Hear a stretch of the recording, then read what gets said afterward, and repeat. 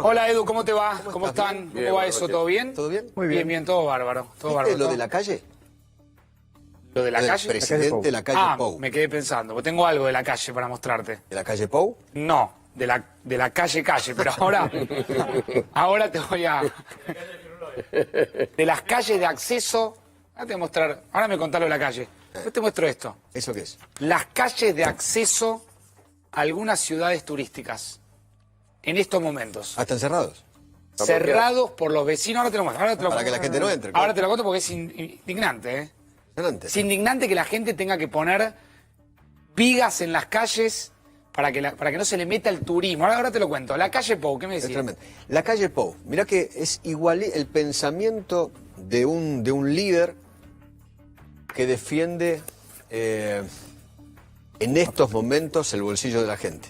Sobre el tema, mientras acá hay cráneos que están pensando en crear impuestos Sí. en el medio de la pandemia, qué sé yo. Sí. Más impuestos, ¿no? Más de los 170 que tenemos, Por ¿no? eso. La calle Pou, el presidente uruguayo. A ver. Hoy grabar el Capital, desde mi punto de vista, es amputar la posibilidad de los que nos van a hacer fuerza en la salida de la crisis. Por eso no lo vamos a hacer. ¿Qué tal? Concreto, ¿no? Acá distinto. Amputar. Chile, ¿te muestro Chile? A ver. Esto tal es una foto con un... Piñera, mostrá. A ver. Mostrá Piñera. ¿Lo tenés o no? Ahí va. Mientras Argentina planea un impuesto para la clase productiva, en Chile vamos a bajar impuestos a productores agrícolas, entidades financieras, energéticas y mineras. No podemos castigar a quienes hacen grande a este país. Qué distinto, ¿no? Sí, claro Qué que sí. qué distinto. Pero bueno, así estamos. Bueno, ¿te muestro esto? Sí, señor. Mirá, vecinos y municipios que han tenido que prácticamente tapiar, vallar, yo no sé, sitiar, no sé si las palabras están bien aplicadas. Me mandó recién un amigo de Pinamar. Algunas son de Pinamar, otras son de Chascomús. ¿Puedo mostrar ahí? Mirá lo que han tenido que hacer por la presunción de que haya gente que se vaya a intentar meter el fin de semana Exacto. buscando descansar. Fíjate. Y le pide los documentos a aquellos que tratan de ingresar Esto es a ver, Ostende. a ver dónde tiene el domicilio. Esto es ingreso a Ostende. Lo hicieron el otro fin de La vez semana pasada largo. lo hicieron, sí. Le pedían el Mirá documento. esto, Ostende. Mirá esto. Bienvenidos a Dolores, primer pueblo patrio. Mirá lo que le ponen. Le ponen un montículo de tierra y una valla. Para que no se meta nadie. Qué bárbaro, Ahora te voy a mostrar una que es más fuerte todavía. qué bárbaro. ¿Esto dónde es? ¿Esto puede ser Chascomús? Puede ser Chascomús. Mirá esto. Esto es como la paradoja de alguien que intenta... a ver, el intendente de un pueblo turístico, todo lo que quiso toda su vida es que venga al turismo. Gente, Mirá. inunde el lugar. Mirá este cartel. ¿Pero eso lo hace el intendente o la gente del lugar? Mira, yo creo que está repartido. Hay algunas fotos que acá me mandaron unos vecinos. Vecinos que inclusive hoy a la mañana salieron en algunos lugares de la costa atlántica a hacer como una desinfección privada. Hay mucha preocupación en estos lugares. Mirá vos. Porque ya vieron y ven también como nosotros mostramos, prohibido ingreso al turismo a todo partido de Villa Gesell. Prohibido ingreso al turismo. Qué Bueno, bárbaro. Montenegro dijo lo mismo la vez pasada con Sí. vos, ¿te acordás? Exactamente. Mar del Esto Plata. creo que es el ingreso a Pinamar vía Cariló. Son lugares Sí, maravillosos que tiene la Argentina. Mirá, vigas que han tenido que poner. Hoy alguien me decía, es parecido a lo que uno hace para cuidarse de la inseguridad. Sí. Claro. Para La cuidarte reja. los chorros, pones las rejas, A ver, la pones viga. una alarma, A mirá, ver. vigas en el piso. Qué loco. Sí, siempre Vigas que- en el piso. Siempre hay que dejar un camino abierto para servicio de emergencia. Sí, hay distinto caminos tipo, ¿no? abiertos, Médico, pero ahí bombero. están los controles puntuales de la policía. Ah. En el camino abierto para claro. que obviamente... Pero los caminos, digo, vos para acceder a un pueblo como Pinamar, ¿sí? Podés entrar por Valeria, podés entrar Sí, por Ostende, tiene podés varios entrar por accesos. Cariló, bueno, por los lugares donde se puedan llegar a meter, porque hemos visto vivos con 4x4 que se han intentado meter por el lado del bosque, bueno, mirá, Qué bárbaro. me llamó mucho la atención, Impresionante. ¿sí? Que hayan tenido que vallar directamente los lugares. Yo que espero que la gente no salga. No salga. No parece haber mucho ánimo de andar saliendo a la calle. Hoy yo vi mucha gente. Vos insistís con esto, que hay mucha gente. Acá en la ciudad de Buenos Aires, ¿no? Mucho auto y mucha gente caminando. Mucho... Y eso que hoy era un feriado, Es ¿no? como si la gente misma hubiera flexibilizado, Sí. de hecho, no de derecho, de hecho la No sé si cuarentena. llegaste a ver, Eduardo, la foto de Graciela Camaño en Bariloche. ¿La llegaste a ver? Tuiteó hoy No. que alguien, por favor, a ver si lo No. cuento, si me das un minutito. Graciela Camaño muy preocupada mientras vemos la foto de las vigas. Lo que mostramos recién de Río Grande es tremendo. Si tenés otra vez la cantidad de autos, porque nosotros hablamos solamente de esto, pero ¿y en el resto del país Mirá. cómo se está cumpliendo? ¿Eh? Río Negro. No, es Río Grande. Era Río Grande, no Río Negro. Río Grande. Mirá, ¿Lo tenés ahí, el videito? Es un fin de semana festivo para la colectividad. Bueno, está bien, bueno. Bueno, pero eso hace estamos que viviendo... Sí, sí, pero acá no se Algo puede... Eso hace que muchos decidan moverse. ¿qué va a Para hacer? las tres comunidades religiosas Esa- monoteístas, sí, para claro. las tres. Sí, Claro, señor. mirá, Exactamente. Esa- Graciela Camaño lo tuiteó hoy diciendo, esto es Bariloche en este momento. Bariloche a las 7 horas, cerca del mediodía. Mirá las fotos.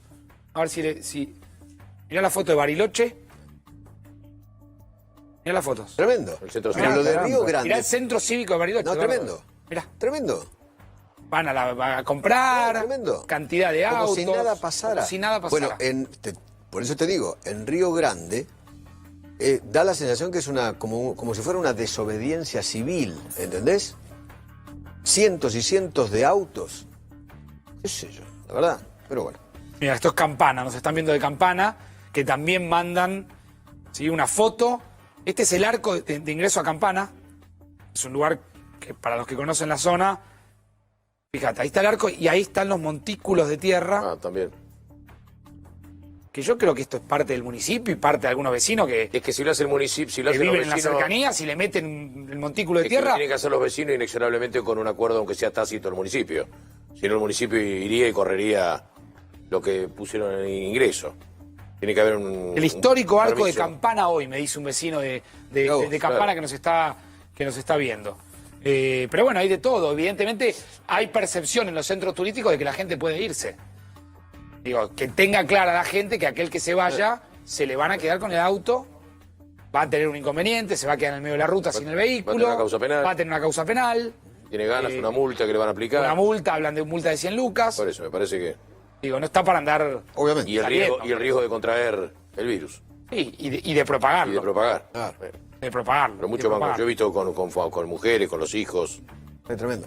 Gracias, Facu. Edu, gracias, Nos vemos, nos vemos mañana. nos vemos el lunes. Ah, el lunes, cierto, que vos venís 4 días solamente. Mirá qué suerte que tenés. Gracias la factura. Un abrazo. Chao. Gracias la factura. Está Cristian Balbo, urgente, nos vamos a la quinta presidencial, perdón, a Retiro, sí, porque están repatriando vía tierra turistas que están llegando en el marco de un importante operativo del Ministerio de Salud. Cristian, ¿cómo te va? Buenas noches. Buenas noches, Facundo. Una imagen realmente desconocida aquí en la terminal de Retiro para lo que es un Jueves Santo, porque veníamos para lo que es el éxodo turístico y ahora tan solo hay un micro en la plataforma 39. No son repatriados argentinos, sino que son brasileños, en su mayoría turistas, que estaban en la República Argentina y que están regresando a su patria. En el marco de todo este protocolo que se está llevando adelante, fíjate vos que hay presencia de la Policía Federal. Este micro va con destino a San Pablo. Son al menos 50 turistas brasileños que estaban en la República Argentina tomando la distancia correspondiente. Subieron a este micro. Sí. El personal de la Policía Federal, fíjate vos que se encuentran con los barbijos, también con los camisolines correspondientes, con las gafas, para que todos estos brasileños suban a este micro que lo van a llevar hasta la ciudad de San Pablo, Facundo. En este caso, Cristian, yo decía que están expatriando gente, en este caso es al revés. Van a salir brasileros hacia Brasil, ¿sí? Durante todo el día se ha visto este movimiento que parece ser un movimiento tranquilo en Retiro, pero en el marco de operativos sanitarios, ¿no?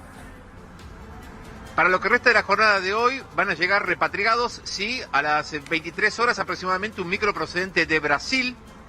Muchos argentinos llegaron hasta Paso de los Libres de diferentes maneras, alquilando vehículos o con micros de los países vecinos.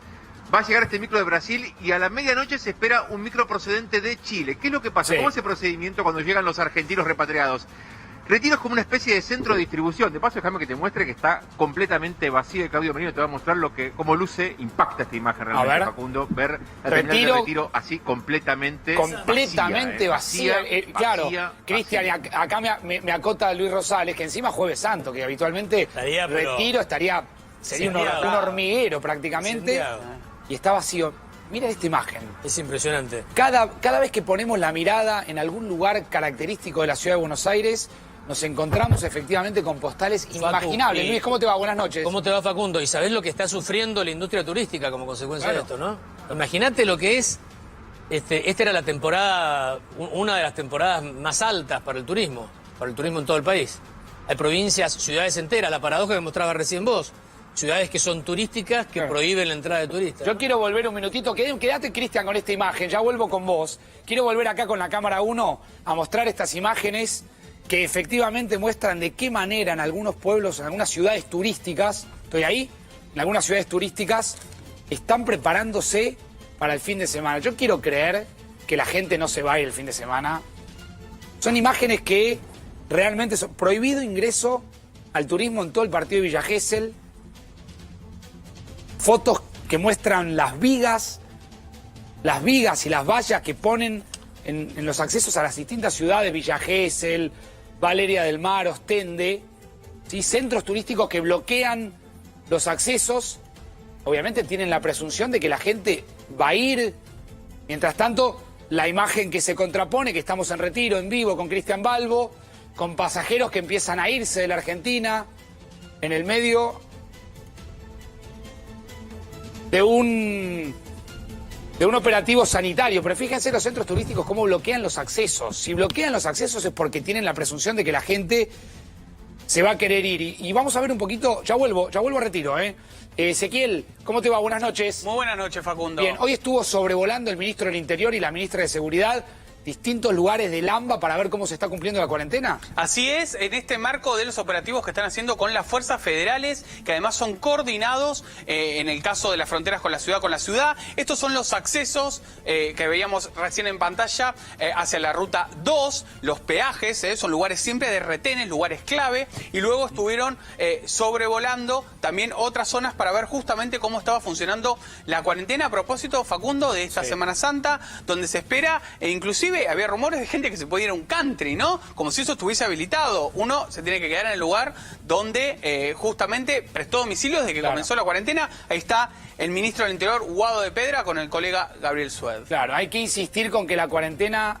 hay que cumplirla, que es la única manera de pelear la pandemia por estas horas. Fíjense el sobrevuelo que se hace, también ver la ciudad con muy poco movimiento desde el aire es una postal muy particular. Voy a saludar invitados. Está la doctora Mónica Müller, que es médica clínica, autora de un libro que es muy oportuno para esta fecha, que se llama Pandemia, Virus y Miedo, que fue publicado en el año 2010, pero que tiene una actualización y un capítulo del COVID-19. Doctora, ¿cómo le va? Buenas noches. Hola, ¿qué tal? Gracias Buenas por venir. Hay que seguir cumpliendo a rajatabla la cuarentena, ¿no? Absolutamente. No se puede romper bajo ningún punto Pero de vista. de ninguna manera, sería una responsabilidad total.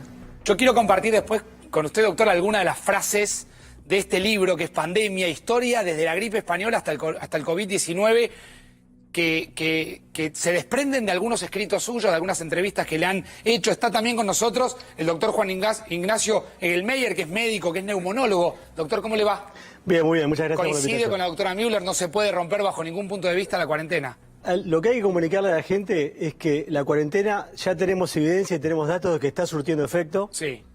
Tenemos que seguir con este esfuerzo, no podemos quedarnos a mitad de camino, porque la evidencia actual es que estas 3 semanas de cuarentena evidentemente están aplanando la curva. Entonces, ahora hay que hacerle pequeños ajustes y entraremos en una nueva etapa de la cuarentena, pero realmente, verdaderamente está valiendo la pena. Doctora, ¿qué es el COVID-19?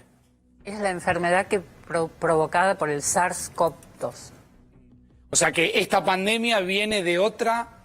Este virus viene de otro virus. No, esta pandemia es provocada por ese virus, que es el SARS-CoV-2, que es de la familia de los coronavirus, como el SARS y el MERS, que son... Yo hablaba con el doctor en la previa del programa y le preguntaba al doctor Egelmeyer si es un virus resistente, si es un virus poderoso, y hablábamos de qué manera se inactiva fácilmente el virus, ¿no? Bueno, por eso es tan importante de no perder el mensaje de que el distanciamiento social, cumplir la cuarentena y lavarse las manos sigue siendo lo más importante, porque este virus, que tanto problema está trayendo en todo el mundo, es fácilmente inactivable con el simple lavado de manos con agua y jabón y el uso de alcohol en gel y mantener la distancia. Entonces, creo que en esta etapa se está hablando tanto del uso también del tapaboca, que es algo importante, pero hay que poner en prioridad. Quedarse en casa, mantener el distanciamiento, lavarse las manos, sigue siendo lo más importante para inactivar el virus. Doctora, ¿es un virus potente? Sí, es potente, pero relativamente, digo, comparado con otros no, y comparado con algunos otros sí. Quiero compartir algunas frases del libro de la doctora Müller, si lo pueden poner un minutito en pantalla, porque me parecieron particulares para repasar. Los nuevos virus, dijo la doctora en el libro, son maquinarias programadas para la supervivencia. No son seres vivos porque no nacen, no se alimentan y no mueren, pero sobreviven. Perdón, no es los nuevos virus, todos los virus. Todos los Ahí virus. hay un error. Bueno, todos los virus son, sí, no son biológicos como otros seres vivos, bueno, digo, no se los destruye con una droga, con un fármaco, como a las bacterias, por ejemplo. Claro. Usted dijo también que son realmente de una eficiencia aterradora. Esa frase me llamó mucho la atención, yo la remarqué. Son realmente estos virus de una eficiencia aterradora. Están programados para invadir e infectar la mayor cantidad de seres vivos en el menor tiempo posible. Me pareció una frase impactante. Es como si tuvieran una estrategia, realmente. Además se van turnando según las temporadas, toma como el primer plano un virus y los otros pasan a un segundo plano. Es como si estuvieran programados para infectar la mayor cantidad de personas o de seres vivos, pero matando al mismo tiempo la menor cantidad de personas. No les conviene a los virus que nos muramos todos. Claro, y otra frase que me llamó la atención, que es: lo único cierto sobre los virus es que son eternos, que son inevitables e impredecibles y que la ciencia nunca corre por delante de ellos. ¿Nunca corre la ciencia? ¿La ciencia no vio venir esta pandemia? Sí, hubo muchos avisos de que podía venir, hubo trabajos científicos que auguraban esto, la Organización Mundial de la Salud hace años que lo auguraba. Eso es una cosa y otro es la ciencia. Hasta que no aparece el virus, los científicos no pueden preparar ningún tratamiento y mucho menos una vacuna. Claro. Aparece primero el virus, siempre. Y estamos en una etapa donde los científicos recién están empezando a conocer el virus. Porque para preparar una vacuna o preparar una solución, primero hay que conocerlo. Conocerlo, saber cómo actúa, si deja inmunidad o no. De hecho, ahora hay pacientes que habían dado negativo en el test después de haberse curado y están dando positivo nuevamente. Hay una serie de características del virus que todavía no se conocen. Doctor, ¿hay asintomáticos que pueden contagiar? Sí, y es algo que hemos aprendido a reconocer. Esto no estaba claro porque la realidad es que estamos aprendiendo todo el tiempo. Hasta hace un mes y pico atrás, la evidencia internacional, los papers de las revistas más importantes del mundo lo ponían en duda todavía. Ahora sabemos a ciencia cierta que los asintomáticos contagian y por eso que estamos recomendando el tapaboca.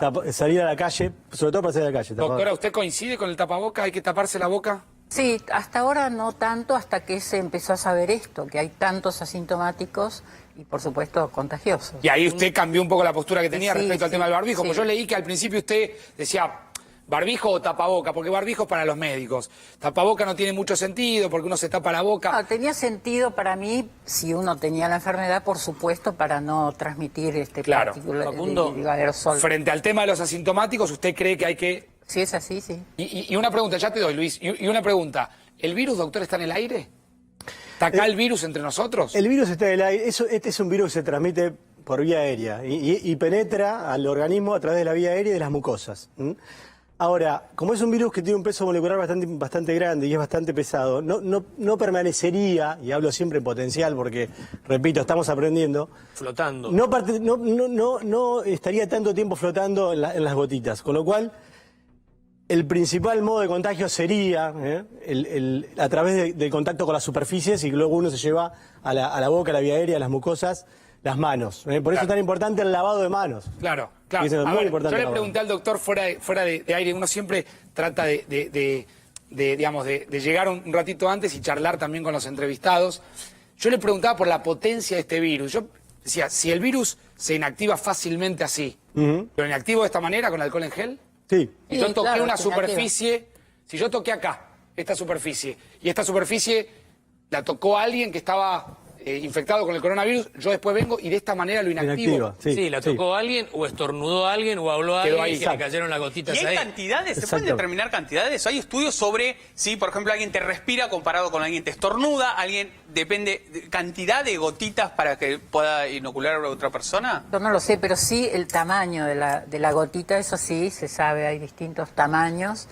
Cuando son más grandes son más pesadas y caen, cuando son más pequeñas forman lo que se llama aerosoles, que tienen mucha más posibilidad de llegar Doctor lejos. Fauci, el famoso doctor Fauci, ahora que está al lado de Trump todos los días y se está haciendo muy conocido a nivel internacional, hoy dijo, ahí casi saliendo de la Casa Blanca, que la humanidad, si algo va a tener que aprender, cuando pase toda esta tormenta, va a ser que esta costumbre occidental, porque no es oriental, de tocarnos, de darnos la mano, mucho menos la costumbre latina de besarnos, besarnos con desconocidos o darnos la mano con desconocidos, va a cambiar. Que si la humanidad hiciera eso, se lavara las manos más seguido como hábito, en algún lugar, esto nos lo dijo Fauci, incorporar la costumbre turca. ¿Vos sabés cuál es la costumbre turca? En Turquía, cada vez que vas a una casa, te reciben con agua de colonia.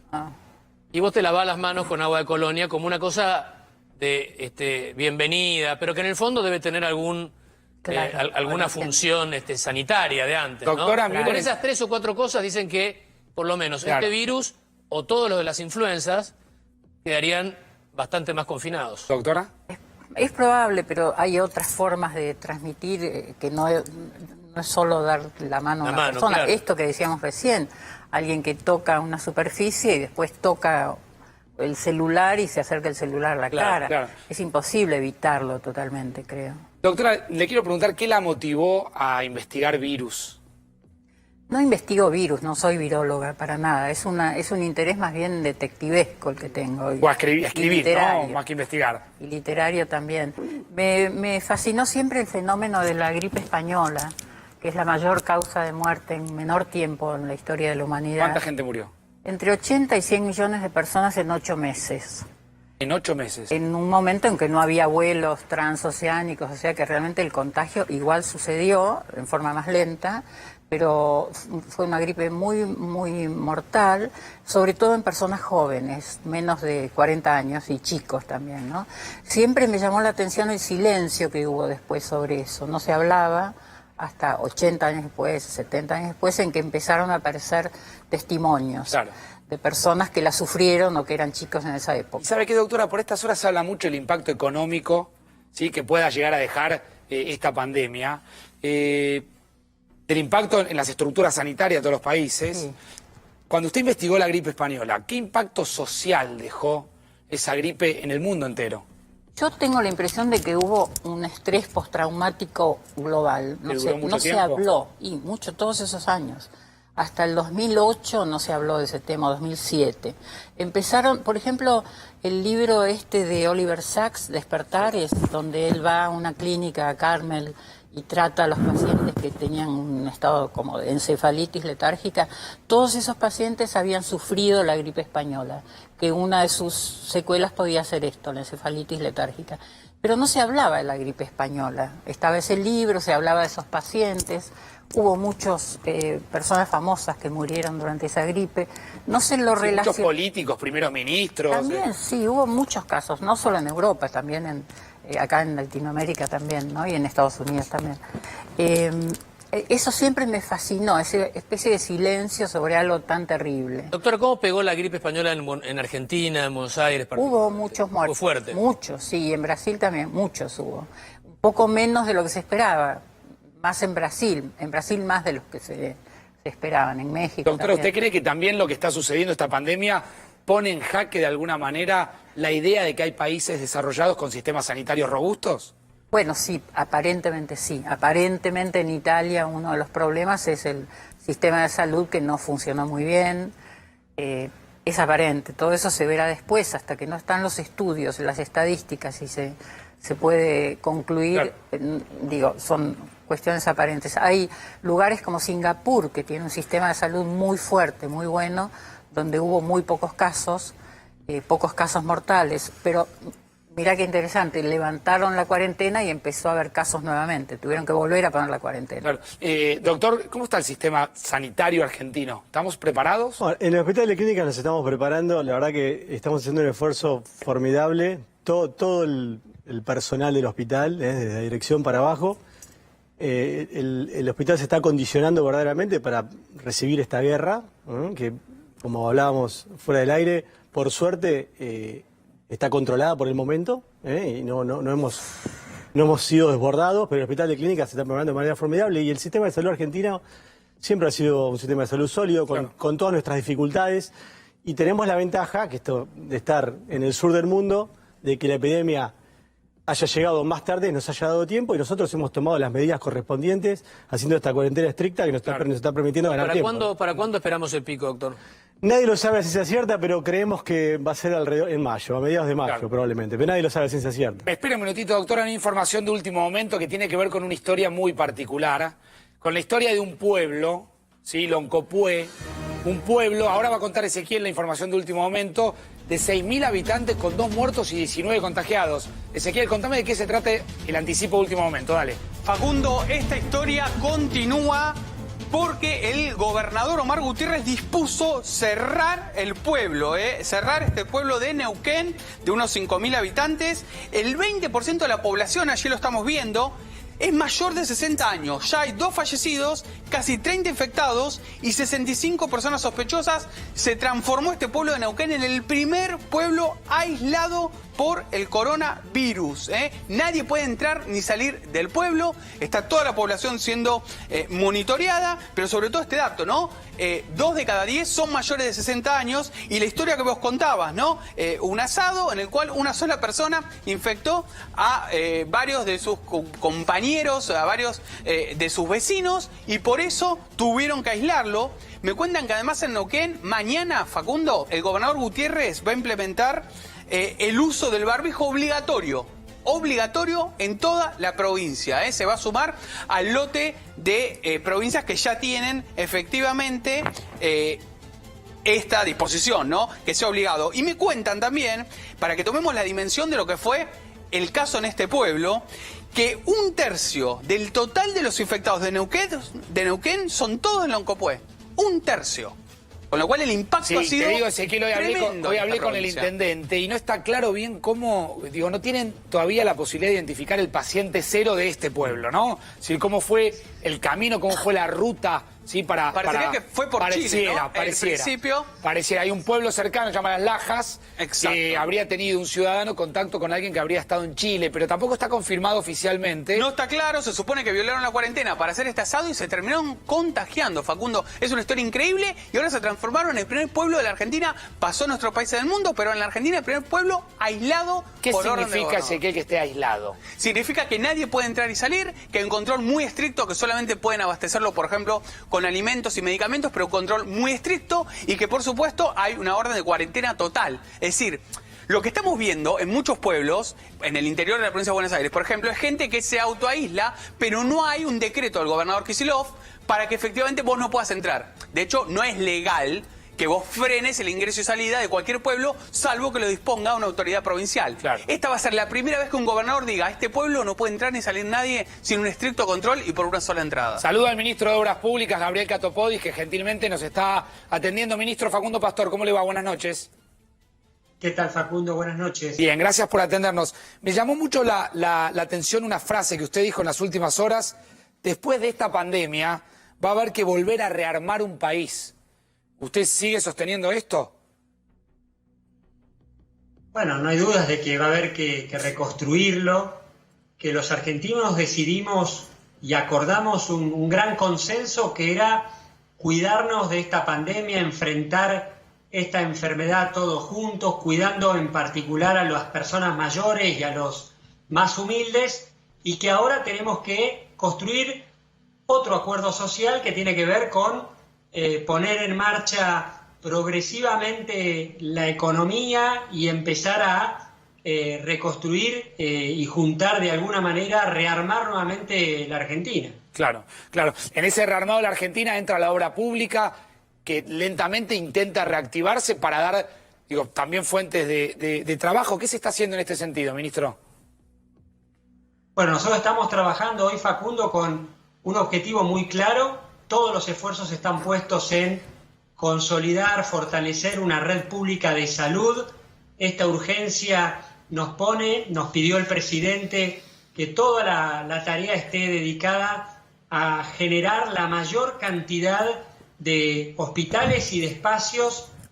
Construir hospitales y poner camas se ha transformado para nosotros en un objetivo, por eso estamos construyendo 12 hospitales modulares que van a permitir sumar 1.000 camas a la red pública de salud y además la reapertura de los 2 hospitales de La Matanza, que también van a sumar un promedio de 200 camas cada uno, y con ello más de 40 obras en todo el país. Todo para prepararnos de la mejor manera para enfrentar esta epidemia. Ahora, en paralelo, también la preocupación de cómo podemos, desde la obra pública, desde la reactivación de la obra pública, generar mano de obra intensiva y reactivar cada economía local en cada provincia y en cada localidad. Claro. Ministro, la gran pregunta es con qué país nos vamos a encontrar el lunes, si efectivamente el gobierno va a anunciar la extensión de la cuarentena, ¿cuándo podría llegar a ser esto?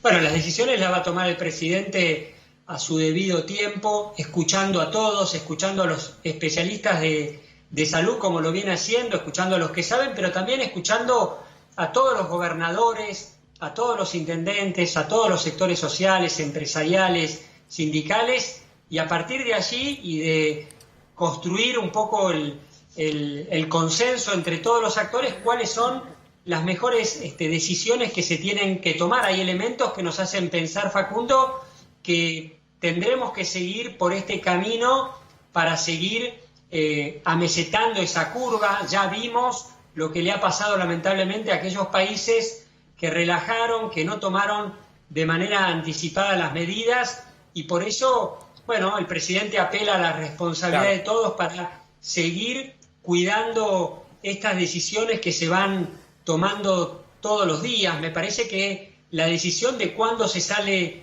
de la cuarentena va a ser una decisión a partir de cuando estén dadas las condiciones sanitarias, y eso definitivamente lo van a resolver, lo van a disponer los especialistas. O sea, ¿usted se imagina una cuarentena para mucho tiempo? Una cuarentena larga. Bueno, no lo sabemos. Vamos a ir tomando las decisiones semana a semana y etapa por etapa, dando la respuesta adecuada a cada momento. Hoy no hay duda de que necesitamos mantener buena parte de estas medidas de distanciamiento social que nos vienen dando resultado, y claramente si nos dan resultado tenemos que sostenerlos. Claro. Usted sabe, ministro, que muchas veces de acá de los medios uno recomienda usar el alcohol en gel, lavarse las manos, el distanciamiento. Ya cada vez que hablo de lavarnos las manos, pienso que hay un montón de gente, muchísima, corríjame el dato, más de 7 millones de personas sin acceso al agua corriente en la Argentina. Bueno, no hay duda, Facundo, que esta epidemia pone en evidencia una cantidad de situaciones, de déficit, de desigualdades. Una de ellas es el acceso al agua potable. 7 millones de argentinos que están en esa situación. No hay dudas de que ese tiene que ser y viene siendo un objetivo de este gobierno.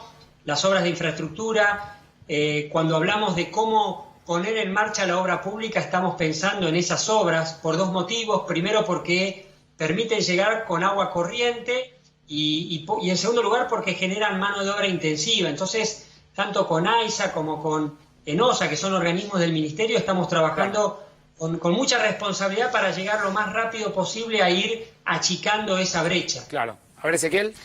Ministro, ¿cómo le va? Usted tiene mucho contacto con los intendentes, sobre todo el conurbano bonaerense. Quería saber, bueno, cómo los ve ahora en acción ante esta pandemia y cómo están llegando sobre todo los recursos, no son los que tienen que ver efectivamente con su área, que es la obra pública, pero sí lo que tiene que ver con viandas, ayuda social en general y el tema salud, ¿no? Y la verdad que los veo muy enfocados, muy concentrados, tomando decisiones todos los días. El presidente toma todos los días, no dejó un solo día de tomar decisiones, de reunirse con especialistas, de reunirse con gobernadores, pero eso mismo pasa en cada nivel del Estado y pasa con intendentes del mismo sector político al que yo pertenezco, pero también pasa con los intendentes de la oposición. Estamos todos trabajando de manera muy coordinada. Acá no hay lugar para la grieta, no hay lugar para ninguna mezquindad, y la verdad que no se trata de fotos. Estamos acostumbrados en el sistema político y en la Argentina a producir fotos sabiendo que detrás de esas fotos muchas veces no hay nada. Bueno, acá no, acá las fotos ponen en evidencia lo que existe todos los días, cotidianamente, que es mucha coordinación y una tarea de mucha cooperación entre todos los sectores políticos y entre todos los niveles del Estado. Los intendentes, con mucha responsabilidad, cuidando a los abuelos en las colas de los bancos, garantizando que el sistema de salud esté en las mejores condiciones y tomando todas las medidas de aislamiento, controlando y colaborando con el presidente en esta agenda de trabajo que es bien intensa. Coincidirá conmigo, ministro, que es una novedad esto, ¿no? Que esto no existió hace 8 años, era muy difícil pensar en esto, que la pandemia logró este trabajo coordinado del que hablaba, que lo resaltan en la ciudad, lo resaltan también los intendentes de la oposición. Hay igual, te digo, Ezequiel, no lo involucro al ministro, si quiere opinar así, hay igual también un intento de mantener, digamos, de seguir profundizando la grieta de algunos sectores. De otros sectores, los que no gobiernan. Sectores muy todo, minoritarios, ¿no? Pero hay todavía, yo coincido que no hay espacio en este momento para esto, ¿no, ministro? Bueno, pero sabíamos que la grieta no había ni va a resolver ninguno de los problemas importantes que tiene la Argentina. No, está claro. Y no hay dudas de que después, Facundo, de esta pandemia, de esta epidemia, nos queda a todos la responsabilidad de poder mantener este nivel de trabajo, de cooperación, de diálogo. Hay que destacar la tarea de todos los sectores, de los curas villeros, de una cantidad muy importante de empresarios que todos los días están tomando decisiones. No hay dudas, además, Facundo, que esta pandemia no nos golpea a todos por igual. Y algunos, para todos es difícil, pero para algunos es mucho más difícil que para otros. Me refiero a los sectores más humildes, a los barrios más carenciados, y allí es muy, muy emocionante ver cómo los pobres, los sectores más humildes de nuestra comunidad se cuidan y hacen del cuidado una responsabilidad colectiva entre todos. Sí, ministro, allí el Estado debiera estar no solamente por esta pandemia, ¿no? Esto hay que decirlo también. Pero el Estado en general tiene un nivel de presencia muy fuerte, las redes, el trabajo que hacen, como le decía, los municipios, cada gobernador. Bueno, nos queda una agenda intensa hacia adelante. Hoy tenemos que seguir muy enfocados, en mi caso, en terminar estos hospitales. En 30 días, lo que parece una cosa poco común para la Argentina, en 30 días vamos a tener montados hospitales que cuando termine la pandemia son reales, van a tener los equipos de más alta tecnología, de la mejor tecnología que hay en el mundo, van a estar todos interconectados con los laboratorios y con todos los sistemas que realmente se necesitan, con cada uno de esos hospitales con 24 camas de terapia intensiva y el resto de terapia intermedia. La verdad que creo que esa también tiene que ser, bueno, el resultado y el reto que nos ha propuesto y nos ha pedido el presidente, de que estemos a la altura de lo que esta emergencia nos pone como desafío. Ministro, muchísimas gracias por atendernos en esta noche de 4 días. Gracias. Gracias a ustedes. Hasta luego. Doctora Müller, ¿cómo viaja este virus? Bueno, ya lo comentaron ellos, a través del aire, para contagiar a otra persona, a través de la respiración, de las gotículas que salen cuando uno estornuda. Le pregunto esto porque usted marcaba que en la Guerra Española no había vuelos. El viaje de continente a continente. Bueno, en este caso, obviamente, por los vuelos. Por los vuelos. Yo quiero mostrarle algo que me parece muy impactante. Que vení, Luis, ayúdame con el mapa de los vuelos del mundo, que muestra evidentemente cómo esto es en vivo, esto es el movimiento de los vuelos permanentes hay, y lo que queda claro, Luis, ¿sí?, es lo que pasa en los Estados Unidos, no lo que pasa en esta parte. Mirá lo que China. A ver, sigue habiendo una enorme cantidad de vuelos, pero... Sí, el 30% de los aviones están en tierra. El 30%, el 70% siguen funcionando de forma normal. En América del Sur está bastante despejado el tema.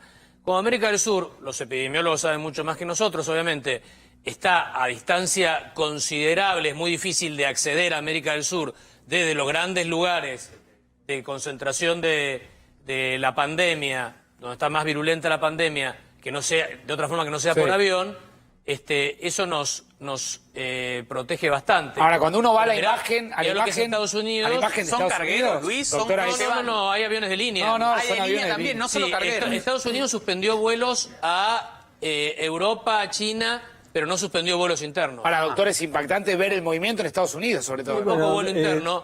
Sí, España prácticamente no tiene, Italia no tiene, bueno, se va moviendo el mapa. Es un error. Bueno, claramente una de las cosas que han influido, si usted se fija, los lugares donde la pandemia ha tenido más impacto después de China, que son Italia, norte de Italia, España, Francia y Nueva York, que son los lugares del mundo más interconectados también, con lo cual, por supuesto, es una simplificación lo que estoy haciendo y depende de múltiples factores, pero claramente los lugares que están más interconectados del mundo han sido los que más han sufrido. Claro, ahora, siempre está esa historia de la frazada corta, ¿no?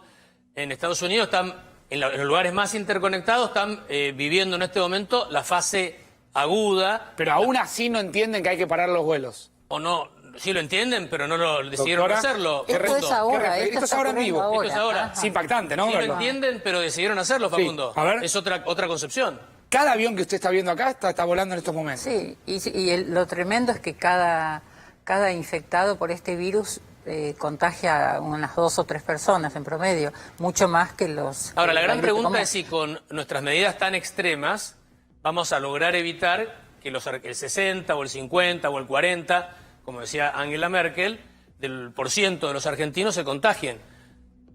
Conseguiremos que se contagien más en el tiempo. Nos vamos a contagiar todos, pero la cuestión es que sea en el mayor tiempo posible, el mayor lapso no posible. en 2 semanas, porque no hay sistema que aguante ¿Nos eso. vamos a contagiar todos? Yo estoy convencida, o el 80%. Como en todas las pandemias, digamos. Como ocurrió con el virus H1N1 del 2009, actualmente es una de las gripes estacionales. Casi todos hemos tenido contacto. Ya que estábamos con los aviones, voy a dar una vuelta al mundo y voy a repasar efectivamente cada título de cada uno de nuestros colegas en Estados Unidos, en Reino Unido y en Brasil. Voy a empezar por Adrián Saca. Adrián, ¿cómo te va? Buenas noches.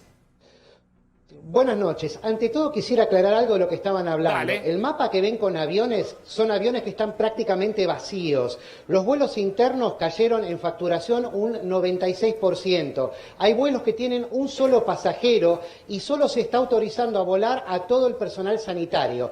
Mi fuente es mi vecino que trabaja justamente en una de las aerolíneas, pero también lo he chequeado con las informaciones de las líneas aéreas. No están prácticamente volando, los aeropuertos están vacíos, solo hay gente varada esperando. Esto lo aclaro para no llegar a conclusiones equivocadas con mayor contagio, etcétera. Claro. Volvemos a las Esperame estadísticas. un minutito, Adrián. Voy a Brasil con Gustavo Segre. Gustavo, ¿cómo te va? Buenas noches. ¿Qué tal, Facundo? Buenas noches. Corroborando y ratificando lo que dice Adrián, en Brasil las compañías aéreas, en algún caso Gol, ha dejado mucha gente en lo que se llama suspensión de trabajo sin goce de sueldo, licencia.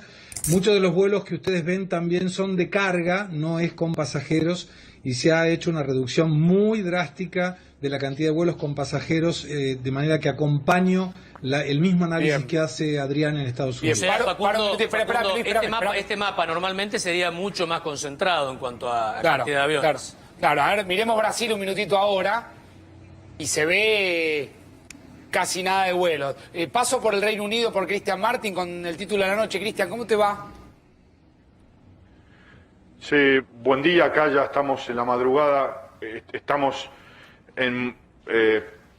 delante de días muy duros para el Reino Unido, las muertes se suman, ya hay 7.978 fallecidos en las últimas 24 horas, 881 muertes, casi 80.000 contagios. Vinimos acá a hacer estos tipos de monumentos a los caídos en la Primera y Segunda Guerra Mundial. 1,5 millones de británicos murieron entre los dos conflictos. La Primera Guerra Mundial coincidió con la gripe española y a veces las muertes se computan o muertos en combate o muertos por la gripe española. Y realmente la gente aquí habla de días que no se viven desde ese entonces, de estos dos conflictos. El primer ministro Boris Johnson, que ya salió de terapia intensiva en el Hospital St. Thomas, en el centro de Londres, pero sigue internado recuperándose del coronavirus. Claro. ¿Qué es lo que vemos, Cristian, que tenés atrás? Explícalo bien. Esto es, básicamente, es el monumento a los caídos en la Primera y la Segunda Guerra Mundial. Mira, vamos a mostrar, la gente pone estas coronas permanentemente, están hechas de una florcita que se llaman poppies, son unas florcitas rojas que crecen en lo que hoy es Bélgica y Holanda, en lo que fue la Primera Guerra Mundial, una guerra de trincheras donde millones de soldados vivían entre las ratas como ratas, una guerra cuerpo a cuerpo, sin tanta tecnología. En la Segunda Guerra hubo más tecnología y en los campos que quedaban llenos de muertos, de fallecidos de los dos lados, seguían saliendo estas florcitas. Claro. Y los británicos las trajeron acá y se convirtieron en el símbolo de esperanza. La vamos a poner de vuelta. Qué fuerte que realmente Gran Bretaña estamos, y me piden que me ponga barbijo, pues estamos pegados a la parte de atrás de un hospital que nos pidieron que por favor no filmemos porque tiene la entrada justamente para contaminados por el coronavirus. Claro. Cristian, ¿y mejora la salud del primer ministro, de Boris Johnson? Sí, está lúcido, ya está en contacto, está en comunicación. ¿Se acuerdan? En un momento estaban en cuarentena el jefe del NHS, de la salud pública, el ministro de salud pública y el mismo Boris Johnson. En cuanto Boris Johnson se recupere y vuelva a trabajar, ya van a estar los tres que encabezan el combate contra el coronavirus curados. Claro, Boris Johnson está lúcido, están preocupados por su mujer porque se confirmó de que tuvo coronavirus, que sigue en cuarentena, que está embarazada de 5 meses, una mujer también saludable, pero que no fue testeada en principio, pero que tuvo todos los síntomas de coronavirus y sigue en cuarentena. Bien. Carrie Simons. Gustavo, en Brasil, ¿cuál es el título del día? Las cárceles de Brasil ya tienen casos de coronavirus y esto preocupa muchísimo a las autoridades. Te actualizo el número: 18.145 contagiados al momento, 954 personas fallecidas. Facundo, de estas 3 cárceles, una en Brasilia, otra en Pará, al norte, y otra en Ceará, al nordeste, ya han tenido casos confirmados, 3 presidiarios, 10 agentes penitenciarios en Brasilia también dieron positivo y hay 125 casos sospechosos. El problema es que hay más de 600.000 presos en Brasil, con una capacidad normal de 250.000. Quiere decir que hay una superpoblación de presos en las cárceles y esto podría generar un problema de salud muy grave. Adrián, tu dato final de la noche. Sí, cómo no. Hoy hemos tenido 16.200 muertos. Se espera que en Nueva York, que es el epicentro del epicentro mundial de la pandemia, se llegue a la máxima cantidad, al ápice de la curva este domingo, pero ya se empiezan a ver signos de desaceleración muy fuerte en la curva de hospitalizados y se vio incluso un descenso de número de internados y una mayor cantidad de altas en los estados de California y Washington, claro, al oeste de los Estados Unidos. Hay algo que hace a Trump prometer volver a trabajar en un periodo de entre 4 a 8 semanas, es decir, 1 mes a 2 meses. Bien, gracias a los 3, gracias a Cristian, gracias a Gustavo, gracias a Adrián, el recorrido que hace A24 a esta hora por los títulos de los diferentes países del mundo. Ezequiel Spillman, atención con tu dato, dale, contanos. Y Facundo, nos vamos a meter ahora en los datos que tienen que ver con las camas de terapia intensiva, que es un tema que te diría que sobrevuela todo el tiempo en todos los países, y la famosa idea de achatar la curva tiene que ver con no colapsar el sistema de salud. Entonces fuimos a averiguar justamente cuántas camas de terapia intensiva tiene la Argentina, cuántas están disponibles hoy, cuántas tiene el sector público, cuántas tienen las clínicas del sector privado, cuántas las obras sociales, cuántas piensa tener el gobierno y sobre todo también cuántas están ocupadas al día de hoy. Y fíjate, los datos que obtuvimos son datos oficiales del Ministerio de Salud. Esto tiene que ver con datos oficiales, camas de terapia intensiva, de las cuales aproximadamente entre el 70 y el 80% cuentan con respiradores, que ese también es otro de los datos clave. Está muy difícil traer respiradores en todos los países del mundo, ¿no? Pero fíjate estos datos, Facundo. En total, 8.444 camas de terapia intensiva cuenta hoy todo el territorio argentino, de las cuales 2.516 son del sector público, hospitales nacionales, provinciales y municipales. 5.928 el sector privado. En la ciudad de Buenos Aires, por ejemplo, 7 de cada 10 tienen prepagas y tienen atención privada, con lo cual casi 6.000 son del sector privado. En el 75% de ellas hay respiradores artificiales, claro, y el gobierno está intentando sumar 2.000 más en los próximos 2 semanas. Doctor, importante tener controlado estos datos, ¿no? Totalmente. Ningún país del mundo está preparado para un desborde como el que se ha dado en Italia, en España, en Nueva York. O sea, ningún país del mundo está preparado. Argentina ha tenido la posibilidad de ganar tiempo, porque hemos tomado las medidas correspondientes en tiempo y forma y estamos ganando tiempo. Esperamos que el número de casos vaya aumentando, es de esperar, esperamos llegar a un pico, hoy nos consultaban, en algún momento seguramente de mayo, y esperamos que esto no se desborde. Ese es un poco el concepto. Doctora Müller, el cierre es suyo. ¿Qué cree que va a pasar?